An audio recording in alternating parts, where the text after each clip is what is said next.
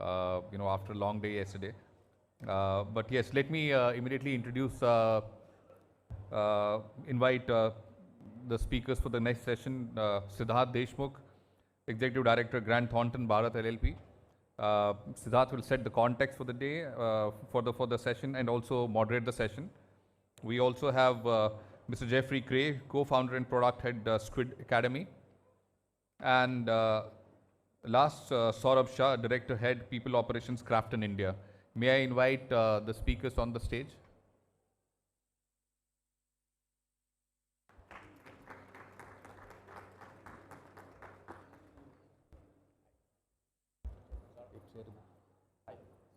Can you remove एक chair हटा दो?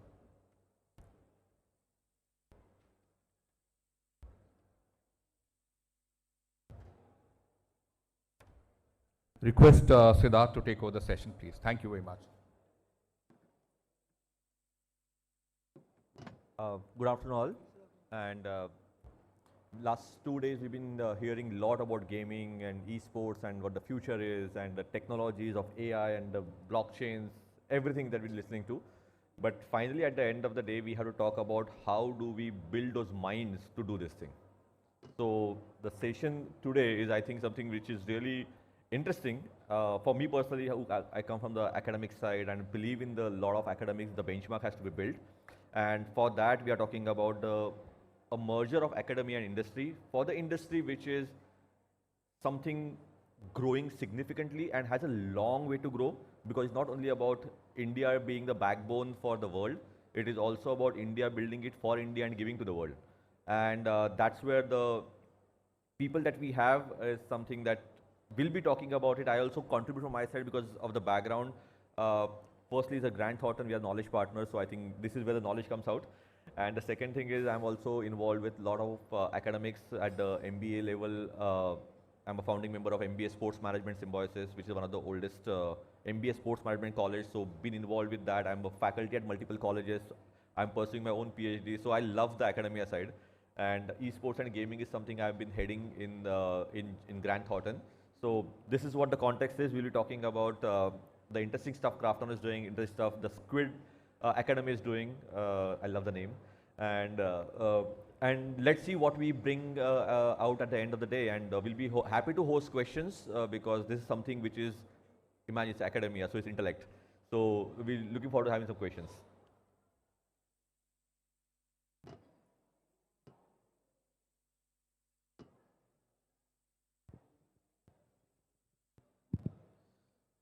Okay, so from there to here, setting the context, I think looking for this amazing chat, honestly. And before I come to one of the biggest AAA game to the world, let me talk about somebody who helps people do something with the interesting name. It's not Squid Game, it is Squid Academy.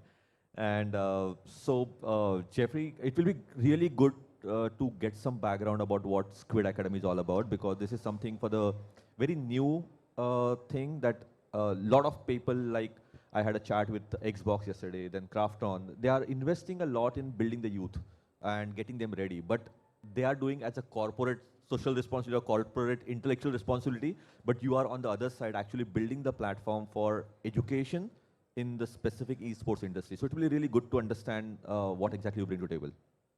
Absolutely. So Squid Academy, when we first formed, was about 3 years ago in the UK, and our main idea was that we saw the esports industry. During COVID, for example, e-learning was booming, and a lot of people were focusing on the pro player side a lot online. We were like, okay, there seems to be a gap here. I mean, we don't want to just create any learning platform, any educational program within esports. We want to try to fulfill a need. And then through a lot of research, we realized that a lot of people were just talking about game design, game development, all the technical side, or the pro player side, but nobody was talking about all the supporting roles that existed within esports. Your coaches, your event organizers for this beautiful event, for example, your commentators, so on and so forth. And we then decided to create programs to help build those professionals for the industry, to help basically build the ecosystem that can then support your big, basically, it works as a pillar, right? So the top of the pillar is your events, your tournaments, which is where the money comes in, the sponsorship, it's all money making, that's where the money is made. And then you have the ecosystem, which is all the professionals, and then foundation. The foundation level is the most neglected level because at that level, that's basically education and educating youth. And so most of the industries do the top of the pillar really well, but not the foundation. That's where we try to serve that, that section of the pillar, and that's where we're into high schools. We have a high school esports program where we teach all these different roles, as well as games, otherwise kids won't come. So we make sure that there's a game in every module that we teach, but also supporting roles. So they come for the game, but they stay for the other roles, because at the end of the class we strategically keep like the scrim sessions or like the practice sessions for the end. So they have to study that first half hour. They have to listen and do some group activities, etc. And then they of course can play after. So that's basically why we exist, and we really want to help build future leaders for the ecosystem that will ensure the longevity and the sustainability of this industry. Similar to football, all your legacy sports, esports is merely 30 to 40 years old. It still needs leaders, and our youth of today the current generation can literally be leaders of that industry, unlike a football or basketball that's so saturated. So yes, that's why we do what we do. Interesting. I picked up on one part, which is at every module there is a game. Absolutely. So it sounds like Squid Games, man. Yeah. Oh yeah, I realized that. So Saurabh, I think it's firstly congratulations for the way KRAFTON is building everything, the ecosystem shaping up, and a lot of things you are doing. And it is not only about having your own game, which is making the commercial value, but at the same time giving back. And that is something very interesting, because you are a people ops person, head the people ops. So there is human side to it beyond the games. So, and that's where the whole, the people building it. So firstly, I would like to understand the people who are working inside KRAFTON on the game development or the support or the animation side, the creative side, all those things. What are the qualities that you look for by firstly having these people? So then I'll take a step back about how do you recruit them, but at least what kind of qualities they're looking at? Because I see a lot of youth here. I'm sure 90% of them raise hand if they want to work in KRAFTON. But so how do you hire them? Sure. Thank you for that question, and really glad to be speaking at in the India Gaming Show. Honored with the opportunity. See, I think for us, the statement which binds all of us together is one team, one dream, and that is the ethos of the organization. If you look at it, so all our people, processes, policies, and approach are aligned to that ethos statement, which kind of makes it all together as one. And I think that is something which is extremely essential for an industry which is upcoming, for an industry which has got tremendous potential to grow, and for an organization like KRAFTON, who have been here for a very long time. I think that is what is going to propel the growth further as well. So I think that is one of the aspects. Beyond, of course, the skills which are required to do the job, a few must have for us is passion. So you got to have that passion, and you got to have that very natural passion, which reflects through different conversations we have with these individuals as part of the hiring process. So that passion has to be very consistent, and it should not be a one drawn up for the interview. The second is natural love for the game. Obviously we are thrilled if somebody says, yeah, I'm a BGMI player, but then thrill for the game is what is required. So basically gaming. So that's the second aspect of it. The third is, what is in it for you? I mean, if you are able to share that with us, if that story matches with what we are intending to hire, I think that is again an important element of our hiring process. The fourth is the cultural alignment, and that is where we give extreme importance to the people operations discussions which initiate this entire conversation. And there are at least 3 different conversations which happen within my team with these prospective candidates throughout the process. And each of those discussions are a go, no go. So basically it's not that, okay, everything is done, now it's the last round, HR, it will happen.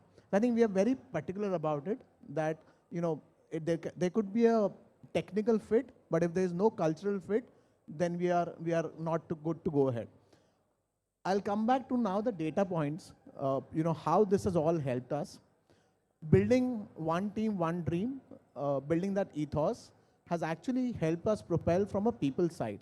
We've got extremely passionate people. Our retention within the organization, year on year, trends between 96 to 98%. And our offer to joining trends between 98 to 100%.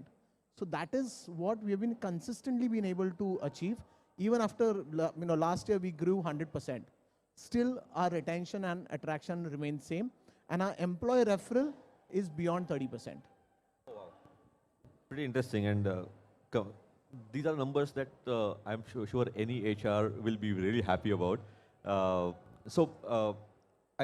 What Saurabh spoke about is he's talking about the kind of things which are required, and most of them were soft skills. And you are building hard skills. We are building soft skills as well. No, soft skill is getting built, but I'm saying that now just want to understand The that roles for the roles. Mhm. So for a curriculum development, Yes. what kind of mindset it goes through for you as a builder, so that because if I have to go and build a curriculum for physics, I know what needs to follow, or something that I want to do it for, say, sports management as an industry. I know I need to do marketing, I need to do sports management thing, I need to do finance, analytics, and those kind of things. But for this is an industry which is coming up, and obviously it is very much there in the world, but India is very early to adopt this. How are you building your curriculum, and how do you think the intersection with the industry can happen? Sure. Yeah, it's interesting. A lot of trial and error, first of all, considering since it's so new. But first of all, our target audience are high schoolers, so attention spans are really low. And as soon as we add in an education element to gaming, which is a super fun activity, and we try to merge it with something that's not that fun, we run into problems. So the way we work with international curriculum designers, accreditation agencies as well, to basically prepare a hybrid teaching method. So our lessons usually follow, so we have our online component, which is the professionals, our pros from around the world that get together to prepare all our role-related material. So if it's a shoutcaster, we get a professional shoutcaster to prepare material like e-courses that kids can study through our LMS, our platform at home. So they they study at home, so it's flipped learning. They study at home, and when they come to class, we have a weekly class that then complements what they studied online. And then that's run by a physical teacher from the faculty of the school. So we don't come into a school and take over and be like, we will run this program. No, we are also upskilling teachers, because we truly believe that it's the teacher's role or school's role to build skill sets for students for career pathways in the future. And esports is a multi-billion-dollar industry. It's going to be worth 12 billion by 2030. 8% of the world's population watches esports right now, which is insane. Yeah, it's insane. It's amazing. So that's where we have then the hands-on part, where teachers, we prepare lesson plans for them. We also realize that motivation is a hard thing for teachers, because most of the teachers we speak to aren't subject matter experts, especially in esports. So we make sure that all of our material is also very spoon-fed. For a teacher that's not that motivated or not that interested, they can still run it, because they just have to read off a notebook. And we all had those teachers in school that would just read off the note, which is something we could do on our own, and they wouldn't really add more value. But if they want to do that, they can. Because kids at the end of the day will still play, and they'll still come for the gaming side. So yeah, so we have a hybrid method. We have online, we have offline. Our classes also have group activities. So it's not just gaming, so we get them to be more hands-off as far as their devices are concerned, and run just simulations and team building techniques, communication workshops, and things like that. And yeah, it always ends in a practice session, a scrimmage, because each module, as I said, has a game. So they practice that game, and then at the end of each module, they look forward to a tournament. So all the kids are learning social media management or fan engagement specialist or community management role, but at the end of each module is a tournament for the game that was taught, because that's what the industry is all about. We can say social media, whatever is big, but the game is what drives it. If there are no games, there's no industry. So we basically pick the best team for that game from the school, and then we have schools compete against each other. So that competition element is what schools love. Schools love to win, right? So as long as they can compete, then the school kind of gets behind it as well. So that's basically, yeah, the curriculum structure, more or less. It's a serious play, man. Yeah. Okay. So, I've got probably a couple of things to add to this. You know, it's very heartening to see this paradigm shift where, you know, probably a couple of years back, there were very, very few people speaking about upskilling, reskilling, specifically focused on gaming industry. And now, you know, there's so much of influx coming in, there's so much of focus coming from every aspect, right? So it could be from the government, it could be from the industry, it could be from the academia. So I think it's a paradigm shift which is very well poised at this moment, where, you know, everybody is starting to realize the potential this industry is going to bring to the country at this point of time. So that's very heartening to see.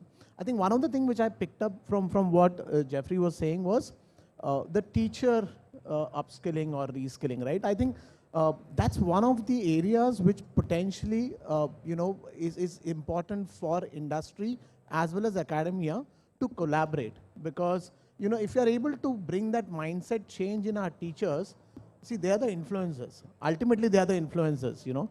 So if you are able to bring that element, right, and if you are able to contribute and you know, create that enthusiasm in the teachers and give that larger than life perspective, right? See, today, you know, a lot of schools, colleges I visit, they still believe that it is only playing a game. That is the career option, right?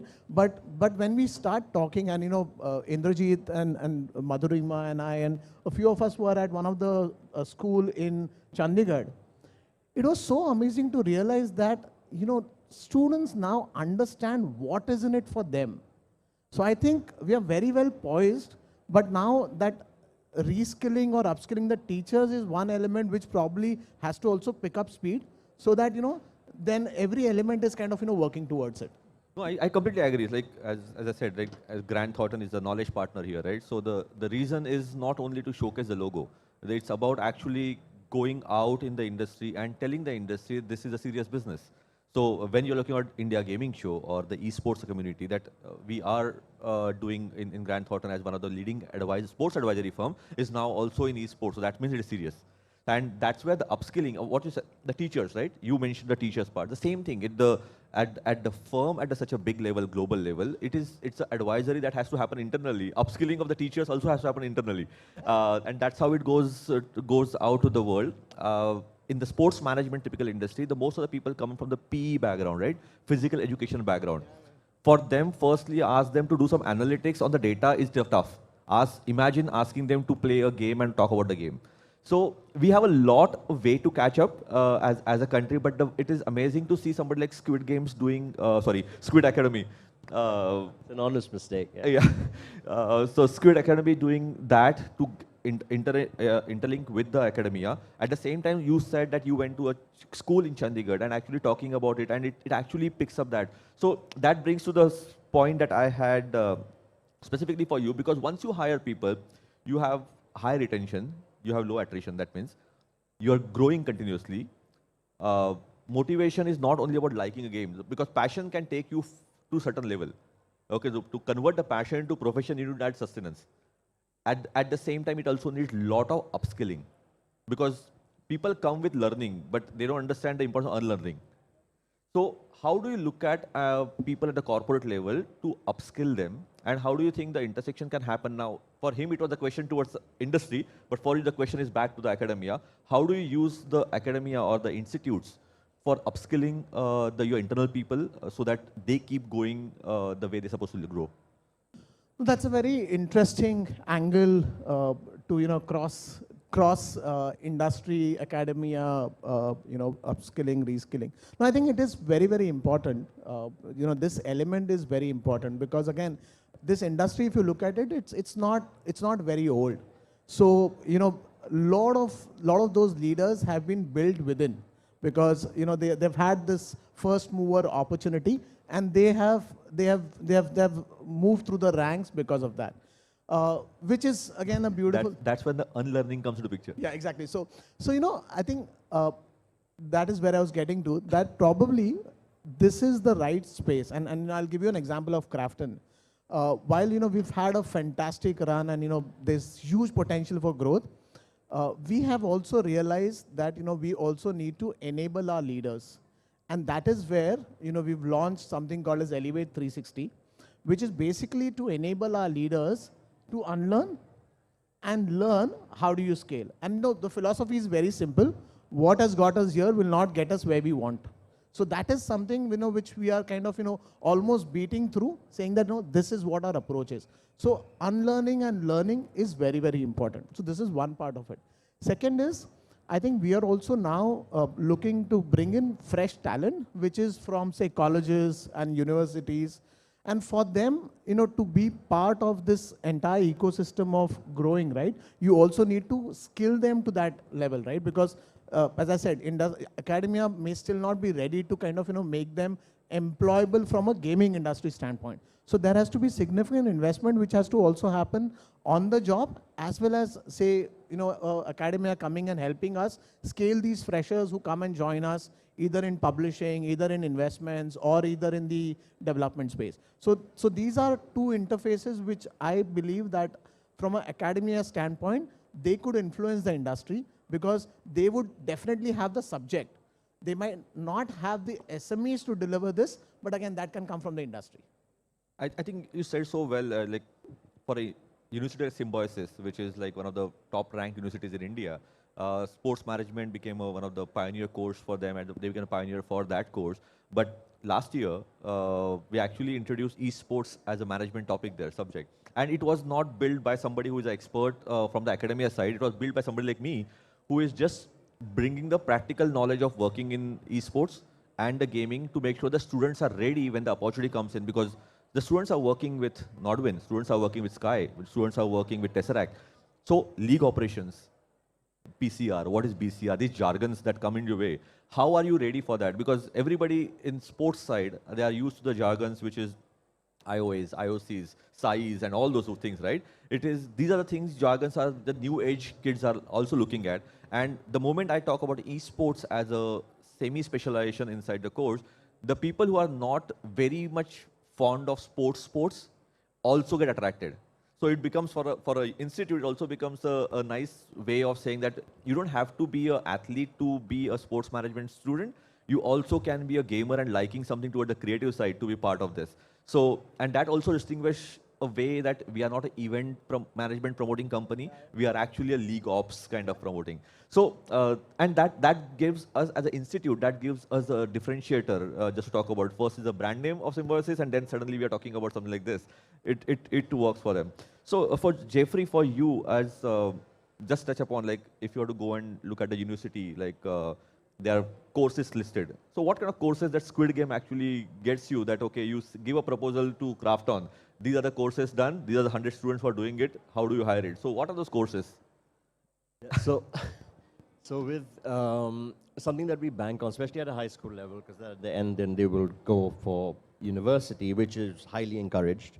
Like for example, shoutcasting, which is a commentator, commentating for esports. Someone who wants to be a professional commentator, we would advise them to take mass communication and media studies, for example, in university. And then, of course, come with those soft skills of, they could be a public speaker, a panel host, and so on and so forth. And that could be for any industry. So when they are looking for a profession, I think soft skills coupled with a little bit of experience would be highly advisable. And those are the kind of professions. So when we also teach these at high schools, like every profession has a transferable skill. which is something that we teach, we inform parents, because at the end of the day, the schools, we're B2B, so it's like directly with schools, but then schools have to convince the parents. Parents need to know that this is not a waste of time, but more importantly, a waste of money. Which is why we tell them, we understand esports is a new industry. We don't promise you a job. That's not what we're doing, especially at a high school level, because kids won't be getting a job after high school. They'll be probably studying more, especially in the markets that we operate in Southeast Asia. University is really important. We tell them that every role that we teach and supporting role, they are all transferable skills that apply to any other industry. So if you're a team coach in esports and somehow your dream in esports doesn't materialize, you can be a team leader in a corporate. And that's kind of a job that you could apply for, and you could tell them, like, these are the skill sets I've learned. Give me a chance and I will prove myself. So basically everything that we teach has transferable skills that apply to every industry. It's not money wasted. So that's basically our angle for getting any job that you'd want. And esports knowledge is not only, as you rightly said, focused on the game. The game gives you a lot of great skills as well. Your hand-eye coordination, communication, leadership, all of these wonderful soft skills, but then all the other professions that we make it compulsory for children to learn during the program equips you for so many other professions in any other industry as well, not only KRAFTON and the gaming industry, for example. Interesting. I think that's a interesting way to look at it. And it obviously it makes sense. And you are doing a very, honestly speaking, very tough job to convince the teachers and the parents. And that's bringing me to my question to Saurabh, because all the parents are blaming the games that the kids are spending a lot of time on the phone devices, right? And we grew up in an era where you had to be out from 5 in the evening to 7:30 in the evening, go out. And we were pulled back in the houses to come in. And now we see a generation who is not going out. And really, but again, I'm not against it, but at the same time, it's the way, but what that brings to a company, I feel, and you can correct me if I'm wrong, but what I feel is what that brings to a company like KRAFTON to do is educate the audience, the parents, the kids, what is important, how much time is important. Finally, you are using your body parts to do something like this. Yes, because a boxer knows how much time he needs to go in the ring. The sprinter knows how much time it needs to be sprinted, but the gamer doesn't know when to stop. And that has been an issue.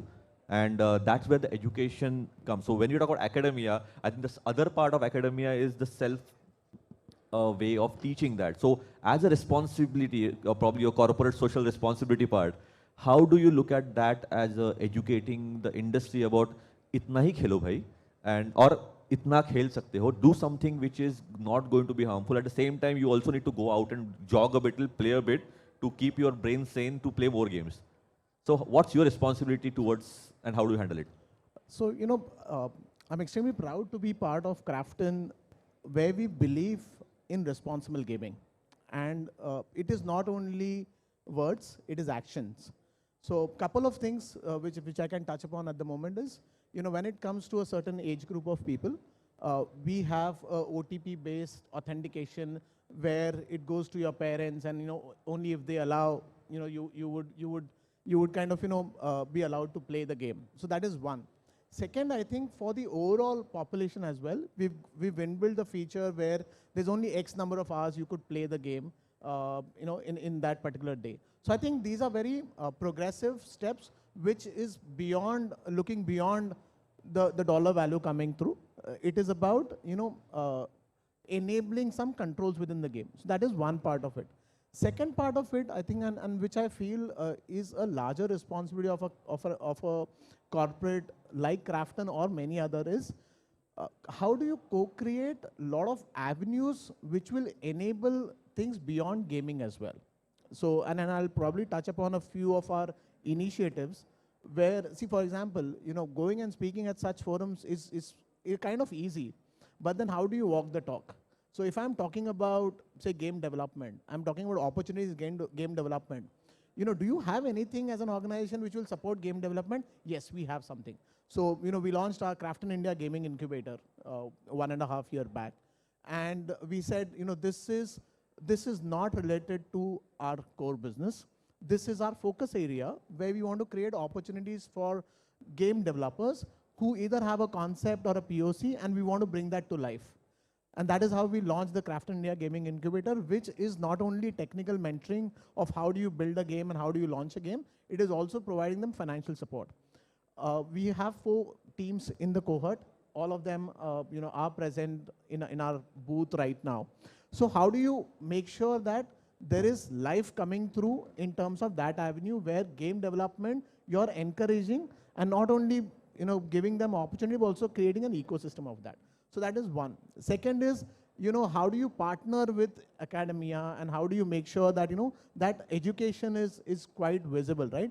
So then, we have partners like CII and IDGS, where, we partner with them and go out and talk loud about what is in it for the students, and, how they could kind of look at career within the gaming spectrum, right? It could be design, development, it could be esports, it could be content, it could be, around, being entrepreneurs. So how do you, really go ahead of that curve? So that's the second element of it. The third element of it is also, we got to bring out what are the benefits of really playing that game as well. And that is a topic of research. We had a very interesting answer which came from students who were studying in 8th, 9th, 11th standard in the school in Chandigarh. We had 13 skills these students listed, which they developed after starting to play the game. And they said to us, hey, don't conduct this session for us. Please call our parents, because they want to know that these are the skills we have developed. See, again, so we have to talk out loud about these bits, that how that entire ecosystem is helping. Last but not the least, see, I think this is a connotation which is there, that a lot of time is spent only by playing games. Your other social media apps are also consuming a lot of that time. But probably we are conveniently wanting to only talk about game khel raha hai, isliye time ja raha hai. So I think that also realization, as an organization, we need to bring in, that education needs to bring in. So I think it's walking the talk, making sure that we go out and kind of create that support system. I'll just touch upon the esports bit, right? So again, going beyond just playing game, right? How do you create that ethos in the students? So we run a campus tournament. We go across different campuses throughout the year. Other than the 2 big titles which we have, we go beyond that to different colleges, and we run tournaments as KRAFTON India and with our partners. We've got a new program called as Rising Star, which is around esports. How do you really develop those skills? How do you create those opportunities? So again, it is going beyond just preaching. It is putting things into action and bringing that to life. If I can add something, Sid, sorry. Sure. No, regarding responsible gaming, we also, that's a big problem, right? Especially at high school level, where parents want to make sure that, their whole goal is to try to get the kids off screen time, but we are encouraging more of it.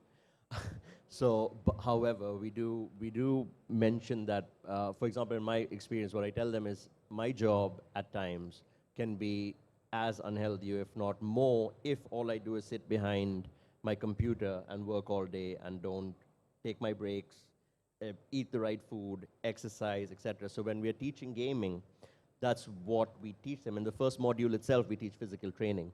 So we tell them about that gaming as well. If you want to make the playing side a profession, it's important for you to do it with education, be informed, don't be, complacent with it. And we've also partnered with a Swedish company called Healthy Gaming, which brings in solutions for gaming addiction, because it is a problem as in any other industry. So with gaming addiction, we have like a strength finder test that we run together, which is based on the Myers-Briggs methodology. Simple question and answers, in which we've also added game addiction related questions that help us pinpoint at the end of them answering these questions if they are either showing signs of game addiction, or if they continue in this track, they might get addicted. And then we have also solutions for them, as with workshops together with our partner, treatment programs as well. So we're also coming in and being like, hey, if you're scared, because some kids might go off, we also have this solution to help treat those kids Because kids always, I mean, yeah, you can I- try to. I think that's So that the- probably just, yeah. I want to add two more Yes, things yes. which just came to mind. See, I think again, how do you use your influence as an organization, as a game is also very important. We did this unique program with the Bangalore traffic, traffic cops, where, across the city, we actually got in the BGMI brand and spoke about why following traffic rules is very important. And we had that entire series which was created, which was a huge influence because, there we're bringing that from a very different perspective. Very recently in our game, in BGMI, we've got some maps integrated which speak about responsible business. We speak about being responsible as an organization, which speak about what you should really focus on from a well-being standpoint as well. And this, came in as a input from the ecosystem saying that, why don't you make use of this as an influence? See, obviously for a game which has more than 200 million downloads, it becomes very easy to go to the masses. But I think we have to keep thinking out of the box. How do you make sure that influence is carried in the right manner? I think it's all about once you are in that stature or a power, your responsibility is even more than what you were when you had 10 downloads. And I just wanted to share something from my side. I come from a hardcore sports background for longest time, right? I work with every league. I work in NBA in the US. And in the whole process, I work with phenomenal athletes. And a lot of those athletes have used gaming as their downtime. So one person is like everybody knows and love the most. One of the most loved person is MS Dhoni, and he is a big gamer, and that's how he spends his time when he's not going in the nets for downtime or not sitting in a jacuzzi. He probably just picks up his iPad and plays the game. And I've seen that in the culture in a lot of players doing that. At the same time, my own son is training to be a professional footballer, and they are asked to play a couple of games for the mind thing. One is the pest, specifically. Obviously, they play BGMI as well. That's the other way of encouragement. But pest, sometimes poker, to keep your mind fresh and to think about the strategy. I also introduce the learnings from poker in our MBA schools as a master class, because there's a lot to learn about how do you play that game and what actually implement that. So I think gaming has got phenomenal thing, and that's where the gamification also plays a big role in the whole education side of it. And as we know, the attention span of the current youth is 9 seconds, which is a real time of Instagram. Yeah. So I think unless and until you have a gamification part to it, they don't go beyond 30 seconds, 50 seconds. They feel a YouTube video is too long. So, but at the same time, other side you have to push the academia part to it, and you have to put the responsible part of it. So, I played the game, but now I have to really learn about being responsible. So, To be able to keep playing. to be able to keep playing. So this is where the thing, and I think the whole chat about this is the intersection that we're looking at. Responsible, right? We are learning with going through so many taboos of like, why do girls stop playing after 70% girls stop playing after you're 12 and 13. That's a big number in India, right? And because so many body changes happening, there's nobody to talk to. The coaches don't understand that everybody needs a different way of coaching, and one size fits all formula get used. So I take those lot of sessions with lot of youths in the schools, and I make sure the parents are involved. The dad is specifically involved in this, so that because you break the taboos. The way you spoke about how do you break the taboos of gaming is not bad. Anything excessive is bad. So that is where we have to break those taboos in the whole thing. And now that brings me to probably a last topic before we can have a couple of questions till they ask me to not to take more questions. But a couple of last point here. Everything is fine, but everything has to be backed by policies and to make something happen. I don't know if Jeffrey knows about the NEP, which is called New Education Policy, which is in India, where the sports became a part of the curriculum. And it is mandatory to have sports as a part of a report card. That's where parents take it seriously. Yeah. If it is not part of curriculum or the report card, then parents will not take it seriously. But now, so that's what's happened in India since 2020. The NEP has come in. So that's why it becomes the policy. So how do you think the policies that we currently have can actually help the academia and industry to intersect better, and what can be done? And this is hosted by CII, so they are the best known guys to make the policies, and we also at GT as a knowledge partners for them as well for the policy making. But yeah, this is something we'd love to hear from the practitioners. No, I think, as I started, right, that we are poised in an amazing situation today where everybody is speaking about this being the future of India, right? So much so that Honorable Prime Minister has mentioned about this industry twice in a span of, say, less than 6 months, which has put in huge impetus on bringing in policy changes, bringing in enabling policies, and looking at what avenues could be. It could be the national skill development, or it could be the state governments, it could be the central government, where there's a tremendous focus which is coming in terms of putting all of this as part of the curriculum, as part of an ecosystem which is there. And yeah, thankfully we've got bodies like CII and IDGS, who are in the forefront and who have a say in this entire system of what can go as an input, right? It's also great that organizations like KRAFTON get an opportunity to express thoughts, share opinion, and that is how we are going to contribute to the entire policy making. See, once it is part of the ecosystem and also there's a policy around this, it's going to kind of flourish from both the sides. So I think that's how I look at the policy making and the input to the policy, and what impact will it have if it gets formalized into a policy aspect. Real quick, I know you got the signal, but I just wanted to add something. So that was the signal for last question. Oh, okay, perfect. Okay, done. No, so besides, of course, from the government side, what a lot of countries and some countries where we operate in, like the US and Thailand, they have made esports an official sport. So it gets all the benefits your traditional sports get. It has a governing body. It has policies in place, equal pay, all of that, fair pay and all of that. All players are protected. And so recognizing it as an official sport is a great step. And also just something towards like what every school in every corner of the country, even in India, I mean, to play sports, like not first of all, every child can't play every sport. Esports is a great leveler. There's no ageism in it. A 12-year-old can beat a 40-year-old. Girls can play against boys, so on and so forth. There are a lot of and differently abled and able bodies. So Absolutely, that also is that's what. So every kid can't play football, unfortunately, but they can game, right? And a lot of schools might not have the resources or the facilities to have a football field. These are massive resources that you require for esports. You just need your computer lab to make sure it has minimum specifications, and you can run an esports program and also unlock various professions. So recognizing it as an official sport and also just showing from a government level of how easy it is to implement, and also a resource-making mechanism for a school and an institution. Yeah. Interesting. I think it was. I think hopefully we covered a lot of topics going. Sticking to the topic of academia, I think because it's an ecosystem. The academia itself is an ecosystem. The way we talk about the industry, and I think we got really good input from both of you. It's thanks Saurabh, thanks Jeffrey for adding this, and we can probably end it with a GG, a good game. Thank you. Thank you so much.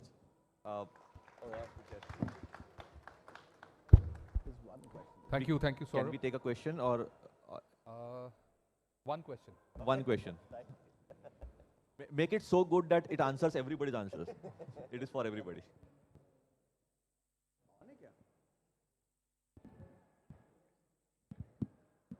Hello. Hey.